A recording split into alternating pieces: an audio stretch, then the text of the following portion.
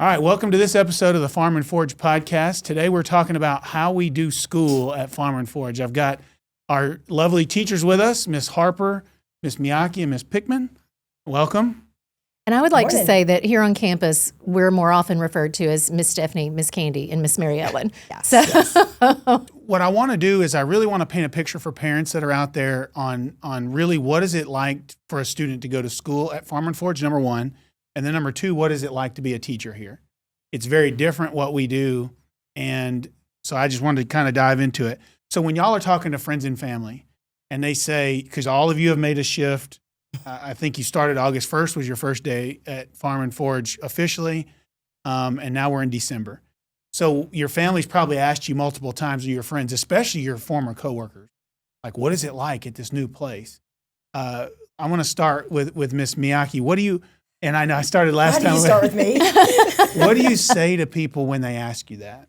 I start by saying it's almost impossible to describe what it is because it is so unique and different than anything I've ever heard of. In what ways? First of all, learning in my world about people who are so focused on the athleticism side of it. And where that the education is so crucial to how it fits around their other personal desires and needs. I tell them every day is different. Everything about this job changes from moment to moment to meet whatever needs the kids have and whatever needs to be accomplished at that point. It's energizing and some days draining, but it's very satisfying to know that you're pushing kids forward. I am a firm believer that strictly online education is not the best fit for a lot of children, but I feel like having the support of the teachers, the three of us, and you as well, that we make it much more meaningful for the kids and help them to really succeed in areas of academic accomplishment. Yeah, I totally agree. You know, no matter how you decide to do school, whether it's more of a traditional, the way that if you walked into a Williamson County classroom, or there's not a school district, but a charter school system in California called High Tech High. They've got 17 campuses. They're very project-based, right? Really, you could start listing all the ways it's possible to do school. And for every one of those, there's going to be a list of positives and a list of negatives. So one of the things we decided to do when we were doing this was first we wanted to be able to facilitate what students are doing. So we thought, how can we do that? Well, a full 8-hour project-based environment wouldn't have worked for them because they need more time. What we do is really passion-based. We have students chasing a passion, and we're trying to give them the time for that passion. We decided we were going to go with online school, and we started listing all the negatives of online school. And then we tried to, how can we have online school without any of the negatives? And I think that's where y'all come in. So Ms. Harper, when you see kind of the way that we have eliminated a lot of those negatives, and then you describe to your friends what it's like to be here at Farm and Forage, how do those two kind of come together? So I always start by asking if they've heard of schools like IMG, where athletics are the focus. And most people, if they have a student or a child who's been active in any kind of athletics, are familiar with schools like that. Right. And so it gives them sort of a starting point for understanding what we do. But then they start asking, okay, well, is it a boarding school? Is it? And no, nothing like that. So then I just explain that we have students who are pursuing tennis or soccer or golf or whatever the case may be. A passion, whatever their passion. Whatever their passion is. It could be a violinist. It could be. We have students who are pursuing a passion, and then we offer sort of a menu of here's some online schools that might suit your needs. Right. They select those online schools, and then we are here throughout the day to help them be successful in what they are doing at those online schools. Plus, we sort of add bonus enrichment that is even an extra layer of benefit on top of what they're gaining from their online school curriculum, whether that's test prep or whether it's STEM activities or whether it is somebody shoving an extra book to read in your hand all the time, or, whatever the case may be. Or just Labs. Labs. Mhm. Yeah. So with online school, the students are doing the labs on a computer screen. And so one of the things that was real important was let's do the labs physically with our hands. But if you don't have a teacher there with you, it's very difficult. And so Ms. Miyake's facilitated the labs with the students where they're doing what's on the screen, but physically with their hands. Right? Yeah, and sometimes creating a lab that's not what they're doing, just to support material. Oh, yeah. Just especially some concepts just really need more, just to get your hands on it and mess with some variables and to try to understand it a Take little it bit out of the abstract into something concrete. Well, and then when they walk into a college lab for the first time, they're not unfamiliar with the terminology. They're not unfamiliar with the equipment. Yes. Because an online student could be unfamiliar with those things. They could Easily. show up having done everything online and never having touched the Bunsen burner, the beakers, all the things that science people Well, and we have some use. students who have been online for a number of years who haven't done those things for that reason. If they've before they've come to us, if they've already been doing online learning, they very well may have only done a digital version of it. Yeah. So I went and got the burettes because the chemistry kids are talking about titrations. I'm like, can't just talk about titration. You got to do it. So when we're reviewing for their tests on Monday, we're going to pull out the burettes and actually do a little mini titration just to get the feel of how you adjust it and how to work the equipment, because some of them are going to go into sciences yeah, and really and need it. I think the beauty of what you're describing is we're telling students, yes, they're playing tennis, they're playing basketball, they're playing whatever sport they're playing. They need to go to a golf tournament and be gone for a week. We don't check roll, we don't take attendance. They can do their work online, but while they're here, they have all the support they need. So it's almost an in-person environment driven through an online school. We're not the diploma-bearing institution. They are getting, when they finish high school, they don't get a diploma from Farm and Forge. Whatever online school they chose, they get the diploma. But then ultimately, we want to make sure they learn the content, right? So Ms. Pickman, when you think about if you were to explain Farm and Forge in the most simple of terms, the way we do school, what would that be? And you've got more of a homeschool background, so it's probably a little more similar to what you're used to. It is more similar in that we get to analyze what the student, at the beginning of every year, we sit down with the parents and figure out what are the goals that actually fit this child. Is this child headed for an Ivy League?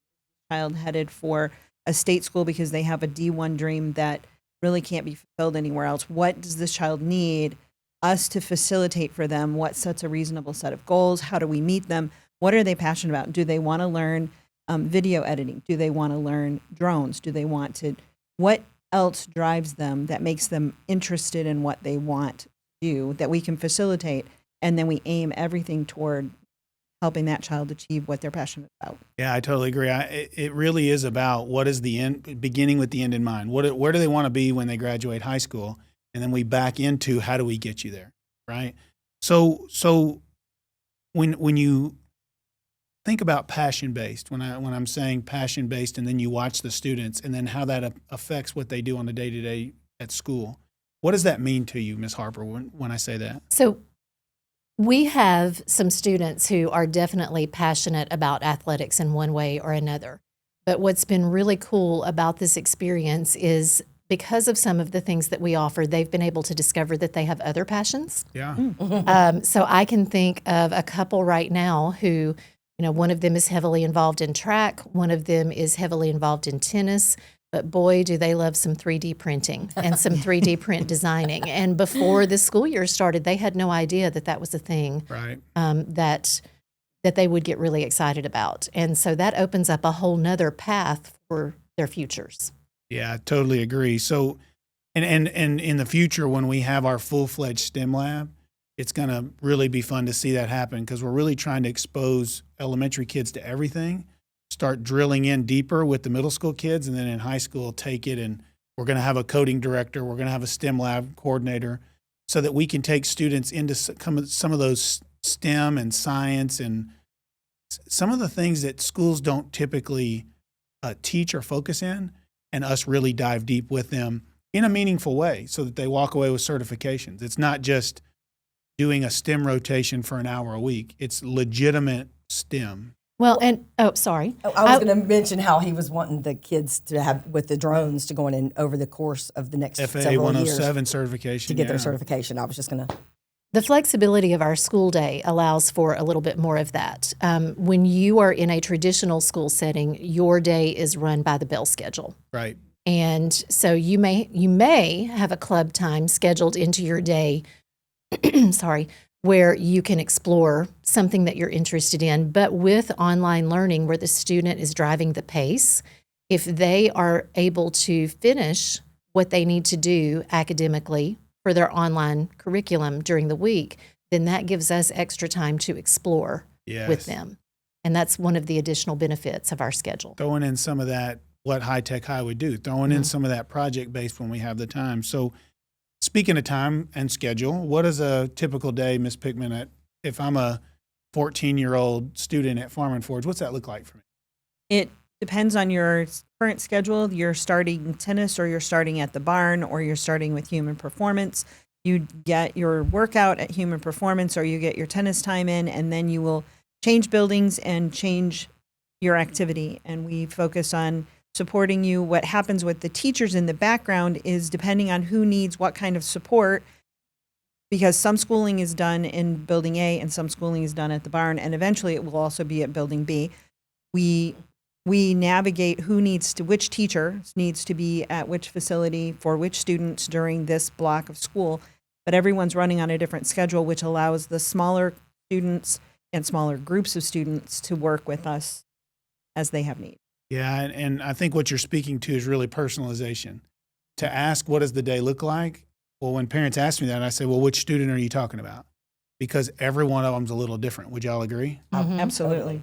Instead of us building a schedule and saying everyone has to fit into it, instead it was, what is your goal? Your day becomes driven by you and what you need to do on a day-to-day basis to meet and achieve your goals, right? I think it's also important to note that the way we are set up, we change the schedule as the needs are changing. All the time. We are changing our schedule, our work day, or who's going where and which kids are in a certain place. Those things change as the needs change. If Right. the kids' skill levels change, or if something else changes for them academically, it changes. We also have flexibility because if a child is feeling they particularly need academic support, then they might skip one of the other activities to come and just get a little bit of extra But where teaching that, time with one of us. totally agree. And where that's unique is a lot of schools, if a student were struggling academically, it would be dictated to them, you're no longer going to this or that. Oh, But in our situation, it's very much if the student decides to or not decides to, if the family decides to or not decides to. So we try real hard not to say what students have to do or can and can't do, and facilitate what they've decided they want to do. And I know people out there may hear that as like almost this student choice stuff where it's wide open. There are structure around what we're doing, but there's a lot of freedom and decision making that's placed on the students and the families, and then we support it as we talk to them. Ms. Harper, I can tell there's something you want to. Yes, and I don't want to make it sound like we de-emphasize education. No. because gosh, that no. because that is not what we are doing at all. But they're here for their passion, and so their schedule is perhaps a little bit more driven by the schedule required Yes. from their passion and from the human performance, the athletic training, and things like that are needed to support that passion. Our job is to be here all around the edges when they need that extra support Yep. for their academics. It is our intention, and we'll probably talk about that later, to push the students academically as much as we possibly can. So it's not that we're not emphasizing academics. It's just that it looks different from a typical school. Totally agree. And one of the things parents mention to me all the time is how much time they're sort of frustrated with how much time their students wasted at school. So when you talk about time, any of you, would you like to talk about just about the efficiency of time here and how the time is used differently? And I think all of y'all would admit there's less wasted time. Yesterday, when I was here in the conference room with a small set of students, each student was doing their own activities, and I bounced around between them more in the form of a private tutor helping them accomplish their specific assignments, and they could focus entirely Right. on what they needed to do. No one else in the room was dictating or distracting from what they needed to. Yeah. Well, Miss Candy, what happens when a family says, "Hey, we're sick, or we've got to travel and go to Disney World, or we're going to a tournament"? What's the response generally from Have us? fun. hope you do well. Hope you're successful. We'll work on whatever when we get back. Sometimes the kids will leave with a plan of working while they're gone. Your son has been gone extensively playing some tennis, and he does most of his work, while he's gone independently. He saves certain things for When he gets back, especially for Miss Harper when he comes back for some writing supports. They don't have to tell us really. It's they can come when they want to come. There is no truancy There's policy. no truancy. No There's truancy. we appreciate greatly when our parents let us know, hey, we're going to be gone for the next week, or, so and so is, doing this. That's great to know. And if we know in advance, we might try to help the children pace themselves a little more advanced in their work before they leave. But we have kids that call and ask for support outside of school hours if they need it. I wouldn't say we are available 24/7, but we're very accessible and available to the kids when the kids want to get their work accomplished. so Miss Harper, Yeah, what how do you happens? wanna- No, go No, ahead. no, you go ahead. I was just going to, all of this seems to move us ahead to the idea, and I may be getting ahead of you here, that this model is not for every student. I think that's important. I think all of y'all should talk about that. Though it's different, it's also not meant for everybody. So when you say that, what do you mean? So most students who are pursuing a passion have a level of self-motivation, autonomy, and being sort of self-disciplined. If you are not to some degree self-disciplined, if you don't have those characteristics, it's going to be harder to be successful in this situation, because it's kind of up to you to make sure that you are getting done what you need to get done. And we're here to help you with that. But if you choose not to do what's necessary, that's on you. It's 100%. I've told this story and you've heard it, but I worked with an administrator once. He ended up being a principal, a superintendent, and he would tell parents, you can't take a horse to water. You can take a horse to water, but you can't make it drink. And he said, we're going to just about drown it then. And that's was his perspective from student learning, like that we were going to force the learning. And I think here it's a little bit different in that we will show them where the water is, but if they decide to sit there and wither away, we're going to support them, we're going to encourage them, but ultimately the choice is theirs, right? Their success is theirs, right? And so we're here to facilitate it, but the grade of the job the teacher did doesn't fall on the outcome of the student. You're supporting the student, but the outcome's not your responsibility. And so is that a little different than what you're used to? Everything here is different than anything that I've ever been. How's it different? How is that, when I say that, how does, at first, when you first started in August, that I could, early on, it was a bit of a, like, but what if they don't get done? And I kept having to encourage, well, then let them not get done. Talk a little more about that. In anyone who wants to educate, it is innate to want every kid to be super successful at whatever it is. And we definitely are want still that. that. Yeah. We are 100% that. But allowing for the kids even, like, may I go to the bathroom? Oh, You don't have to I ask. don't have to ask that. Yeah. Like, there's little things like that that are just, I don't want to work on science right now. Okay. Don't work on science right now. Work on math. What do you want to do? There's just so many flexibility options and things for them to choose. Very clearly, we want all of the kids to be successful, and we really push really hard the ones that have let us know those academic goals that are important. We really try to really focus on those. But we really want them to be the ones making To own it. those choices. Honestly, they're not really even required to show up. Right. No. I mean, when you get down to it. They could not ever show up. Like once we get into building B, we have no control over whether they walk into building B. That is up to them. That is up to their parents. Now, once they walk in, we have so much to offer them, but they have to choose to come in and There's get the it. water. They got to go drink it. And I think one of the things I've noticed are the students who came from a traditional, regular environment to this. At first, it was a bit of an adjustment, but now I'm watching them with the freedom choose to do the right thing over and over again. Mm-hmm. So it's funny how we could make them and then they would be bothered, or they could choose to do it on their own. And now it's their idea. And everybody likes to do things that are their idea better when it's somebody else's. Go ahead, Miss Mary Ellen. And they're going to be better equipped leaving for college, adults, knowing how college, to yeah. manage their time, how to make their own choices, to drive the bus for their own education. That is a critical skill. It's very similar to somebody said to me one day, they came for about a week. They said, this is like college. They can come if they want. They don't come if they don't want. They're just taking online classes in college is almost really how they described it. You know, a lot of parents ask me about the academic calendar and what days are we off? And at first I had to explain, like, so I built one, but you can ignore it if you want because you can leave anytime you want to. And so it was funny to see their faces like, oh, so I'm not tied to only being able to vacation on spring break, right? It was sort of a game changer to them. What about students who want to play sports for their local public school, whether it's Rutherford County, Williamson County, but still want to come to Farm and Forge? Can they do that? Definitely.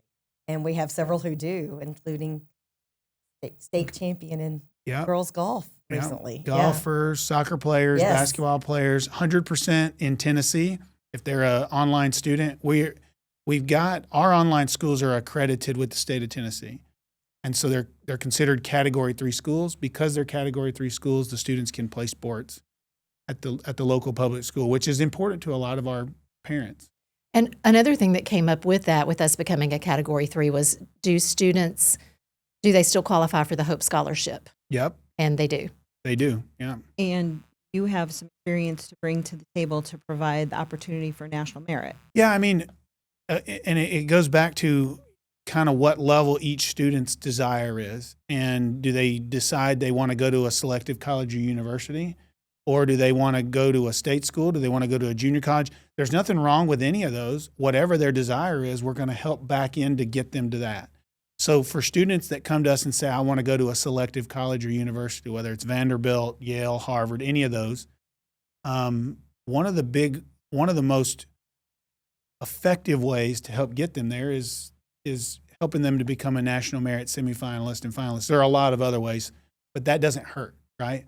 So we drive a lot of students towards that and really are working to build out a glide path as we drive students towards national merit.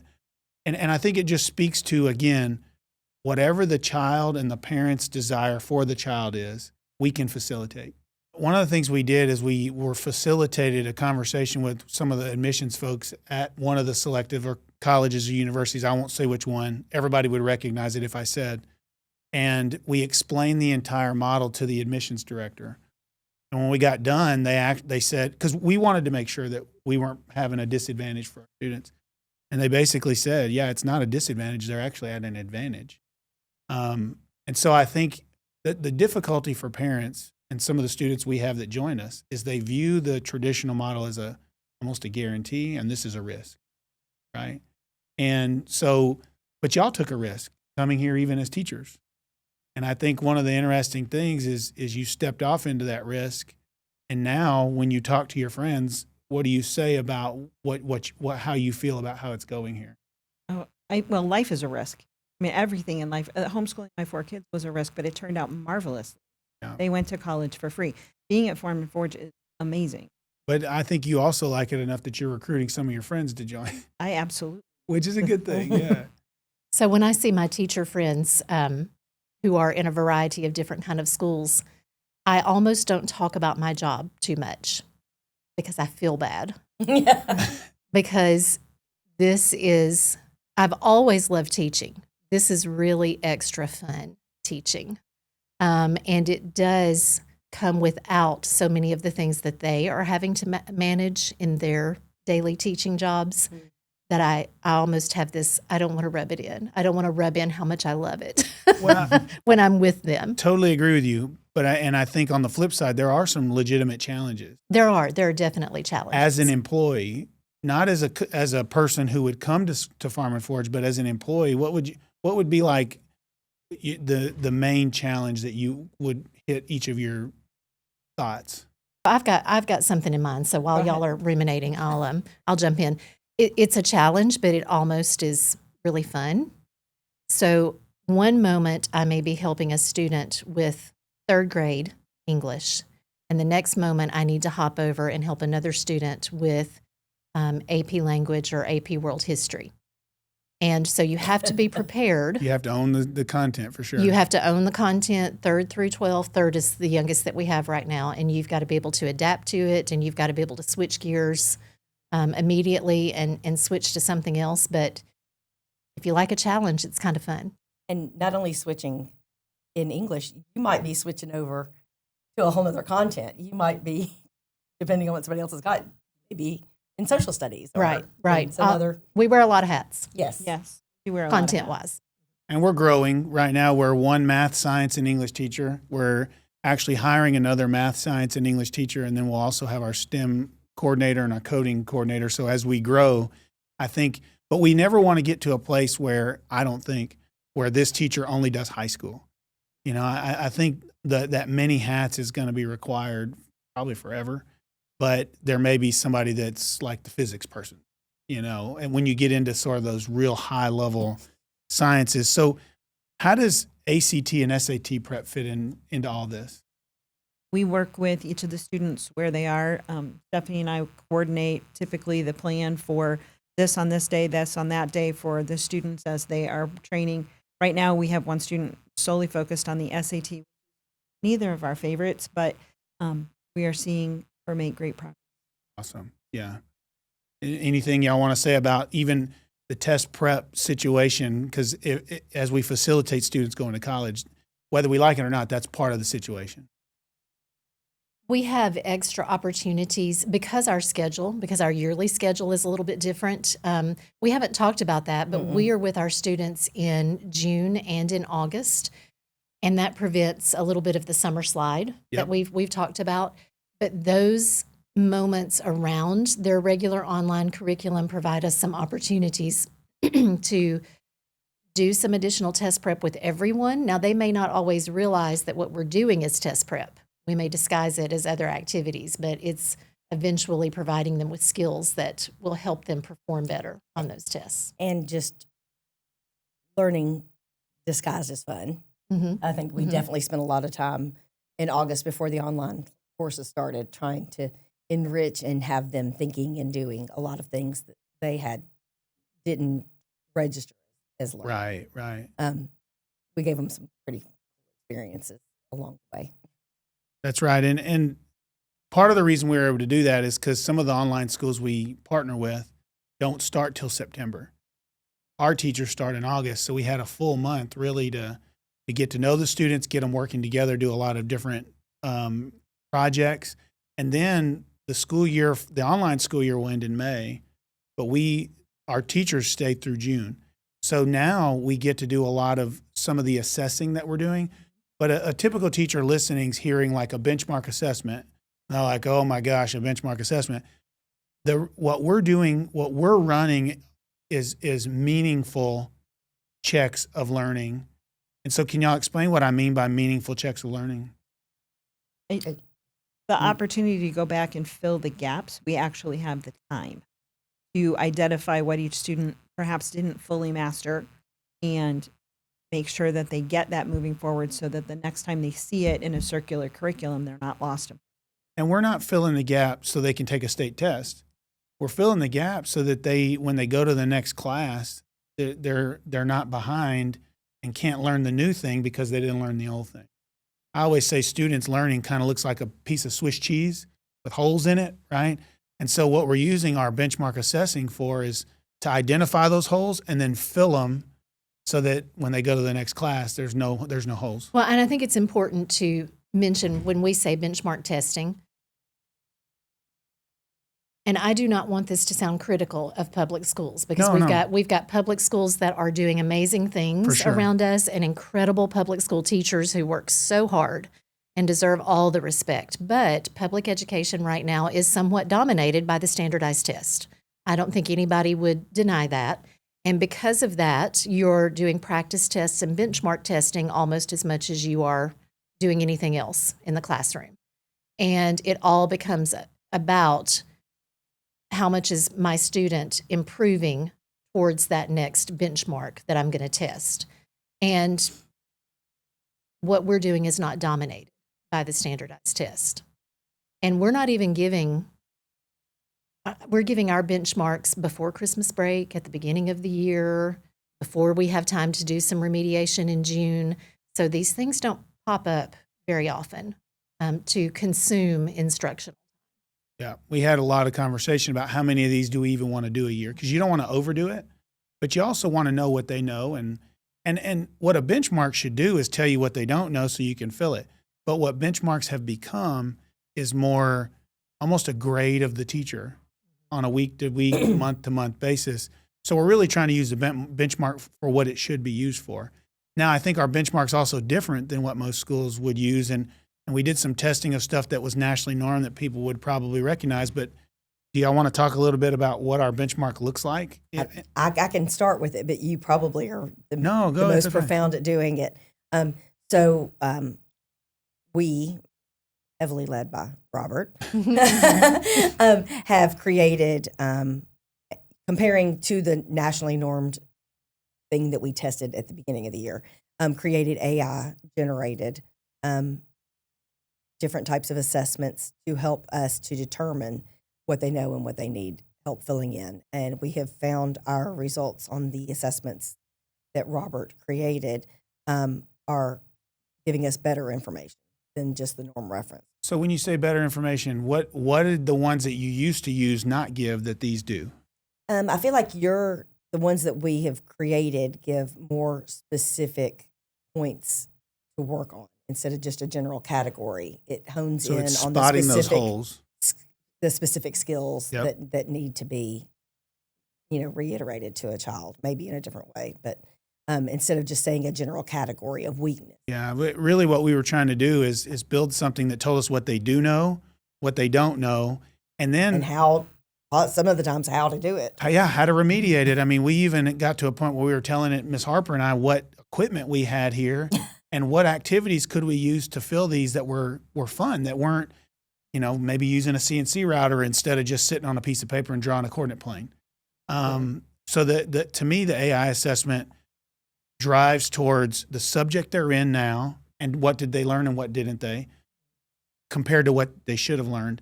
But then also we're doing one that drives towards Lexile level, ACT predictive score, SAT predictive score, and then tells us what we need to remediate so that they can have a higher score on the ACT, SAT, or even the PSAT. Mm-hmm.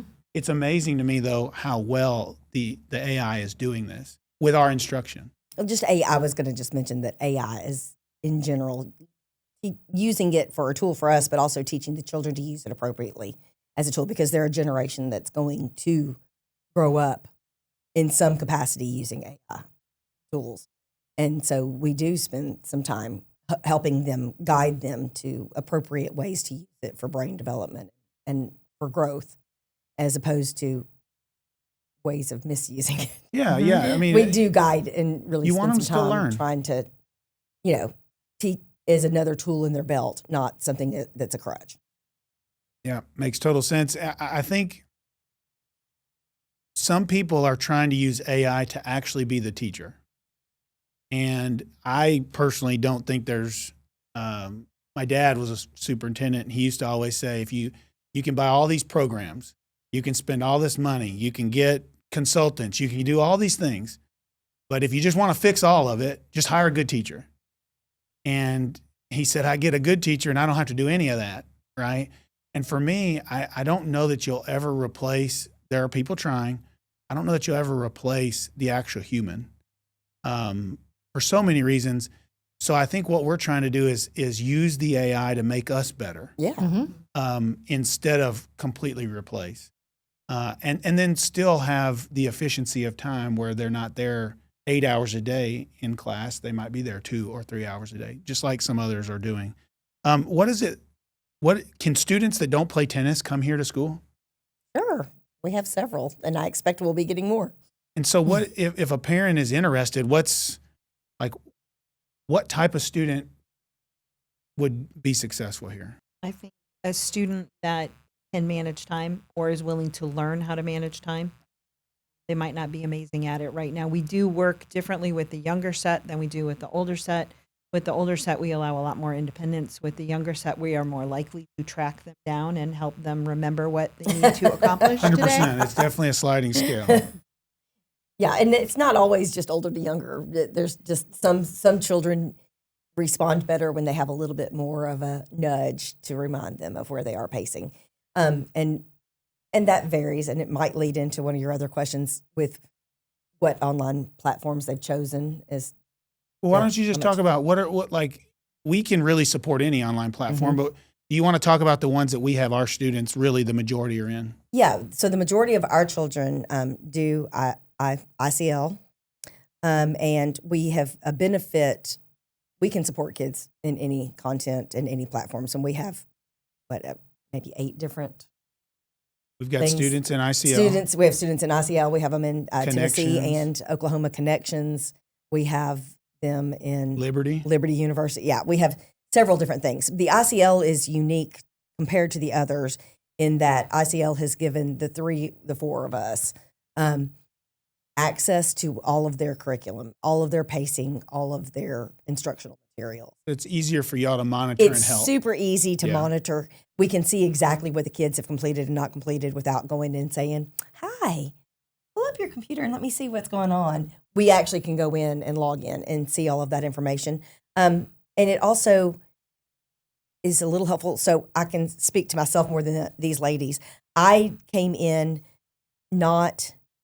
Stephanie already spoke to the hopping from 3rd grade to, AP classes and stuff.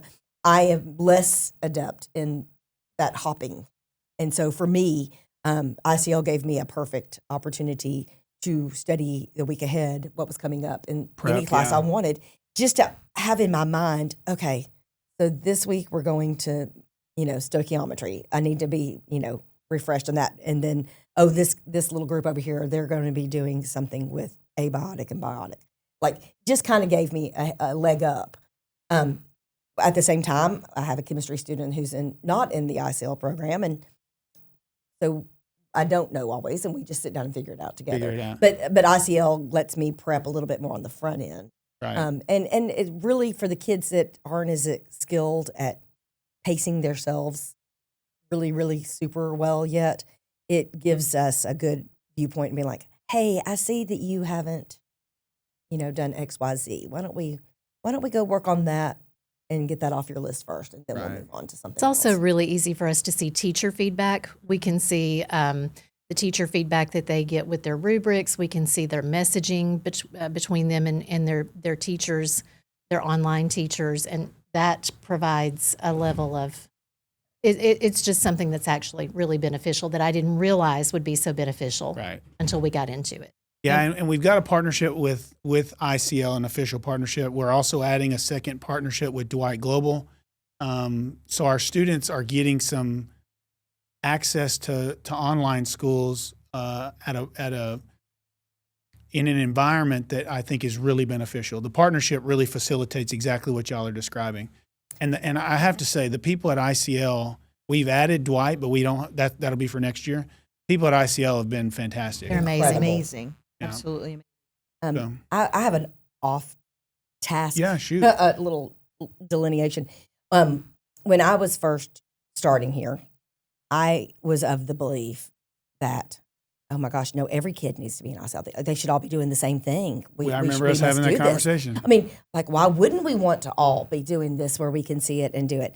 And that's one thing that's developed over the past few months for me is the benefit for parents and kids to be able to choose not ICL. Yep. If another option feels like a better fit for their family, then it's our job to be able to Facilitate, to whichever facilitate one. whatever program they've chosen. That's right. Because our whole goal is to make everything happen for the kid that needs to happen. Well, it goes back to we want to not have to dictate to you how to do it, but we want to facilitate whatever choices you've made. Because I do think parents know their child the best. And if they choose this online school or that online school, they know what they're doing. And so it's our job to facilitate it. So to wrap up, what I'd like to do, each of you tell a quick, and I don't even know if this was in the notes, but a quick story that sort of kind of embodies what it's like to either work here or for students here. You had an experience with a student and you want to tell real quick how that experience was just so meaningful or different. And if not for the model, it just maybe would have never happened. So I don't want to talk about a specific student, but I do want to talk a little bit about the culture that we've kind of created. And I don't know if it is the particular group of students that we have right now, and it is growing, or if it is just where we are and what this place is like. But when I was maybe in other teaching environments, the kids would get really excited if there was a sub, if there was a substitute. They were not always super thrilled to see me coming. Because, if we had a substitute, we're going to have a day off today, But when you walk in the door here, there is a chorus of, she's here, right? 'Cause they want the help. Like they you're a rock are, star. yes, and they are eager for the help. They're eager to engage with you. They're eager to create relationships with you. You're getting to create relationships with their families, and it's just a really special culture, and I love that about it. I agree. And to That's piggyback great. on that, how many of our children, so foreign to me, as they are leaving at whatever time they're leaving for the day from us. Thank you, Miss Candy. Thank you, Miss Stephanie. Like, they've had a good day and they're thankful for us. They appreciate that we're here. It's really, That is different. really sweet. I mean, it makes you feel really Yeah. appreciated and valued. Yep. Like, they value that we care so much about what their learning is Right. for them. The thing that comes to mind for me is actually slowly winning over a student who asked for help, who did not want to ask for help.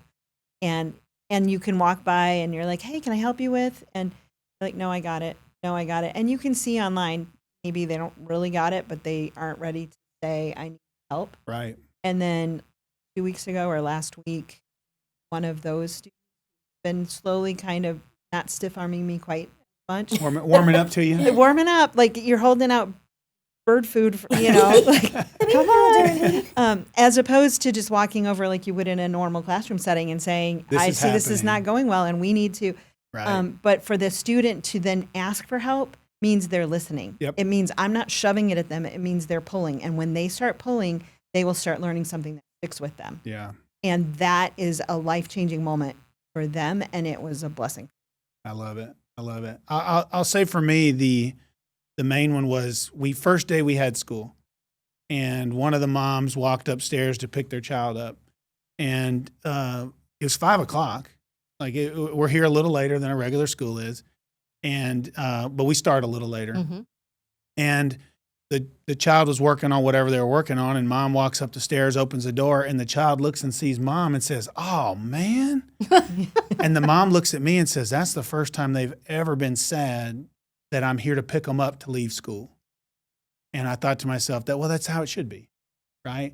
And so I see that almost every day. I was gonna say, or we'll have kids, Mom, can I work for 5 more minutes? Yeah. Or can I, things like that. Yes. I'm going to get Peter Clark, the person that's editing this episode, to put on the screen. There's a graph that they did a research study and basically drove through how much did kids like school through the years. So in kindergarten, like 95% say I love school. By the time they get to 9th grade, it's like 30%. So it's a steep decline in enjoyment of school. And really what we're doing is we're hoping from kindergarten on, and we've got students from 3rd grade on, but we'd like that line to be flat, right? Or even go up. We don't want a steep decline in their enjoyment at school. And I think that whole take a horse to water, can't make it drink, but instead us allowing them to make the choice, like you said, really does help with that. We also didn't talk about that we have, and it's like everything else here, optional, but we've also done a lot of things purposefully to build community among our kids, Yeah. which we didn't talk about. We That if haven't they were even strictly talked about. online, they would not have. We have a community of learners, and they are friends, and to Go to watch each other's games and and the whole watch. thing. Yes. We have a whole bunch of them went to a basketball game of one of the boys last week or the week before Thanksgiving. We've got older kids that kind of mentor and buddy up to some of the younger kids and stuff, and it's pretty amazing to watch Well, how they interact with each other. my And own's a senior, that and he had a fifth grader that he said, "Hey, we're gonna have to go to his tournament this weekend and watch." And I'm like, "Okay, I guess I'm going to the tournament," which I think speaks exactly to what you're saying. They want to see each other succeed. But especially interesting when they are so all very competitive because of the Good point. athleticism, but they still support each other, even though some of them face each other competitively in tennis. They could end up against one another at a tournament or Great something, point. but they still rally for each other and encourage each other. It's pretty special little environment we've got going on. Well, I hadn't planned to talk this part, but I think it's important. One of the most common worries when parents come to tour is the socialization aspect. And I think y'all have done a great job working with the PTA to make sure that we have, what would you call it, activities, things for them to do to build that culture. And Ms. Harper's doing a great job leading sort of Yes. the student council. So do you want to talk real quick about because y'all probably The even, kids like being together because of the things that yeah, Stephanie and the PTA and all of us have put together for them. They actually want to use To come their to free 'em. time to be here. I mean, and I could even see with y'all that there was a degree of worry on the socialization aspect when we were discussing this before you joined. Where do you see that now after being here for a few months? So as a homeschooler, it wasn't a worry for me. And I love the fact that their culture is like-minded peers who are people going somewhere. Definitely the average of the 5 people you spend the most time with, right? So is there anything you want to say about the socialization leadership aspect that you've kind of facilitated? So, and I don't know how much more time we have in our episode here, and there's so much that we still haven't talked about. Well, y'all will be real excited when I say let's record another one, right? Oh, yay! Um, I knew that was coming. One of the things that's hard about this is to be patient and not try to do everything at once. Yeah, good point. And we have so many plans and visions for what and ideas for what we can accomplish in the future. But we did want to be sure that we were providing opportunities for not just the academic development of the student, but also the personal development of the student. And some of that comes naturally athletics teaches great life lessons. But we wanted to be sure that we provided leadership opportunities, that we provided service opportunities. We've started to build those into the things that we're doing. So our students are going to be an important part of helping us host a tournament here in February, a collegiate tournament. We've already started locating some ways that we can serve our communities and putting those into motion. And that's helping us sort of create, or helping us help the whole child flourish rather than just focus on, well, what are their test scores and what are their grades right now. We've got those things as well. That's right. And that will also help curate a diverse application process. Yeah. And I think we can still do quite a bit of growing before we lose. I don't think we will lose, would be a better way to put that, sort of our special community that we've built. That's right. Well, with that, thanks so much for joining us for this episode. We'll bring many more to come in the future as we hire new teachers and we do new things. We hope you enjoyed it, and we'll see you in the next one.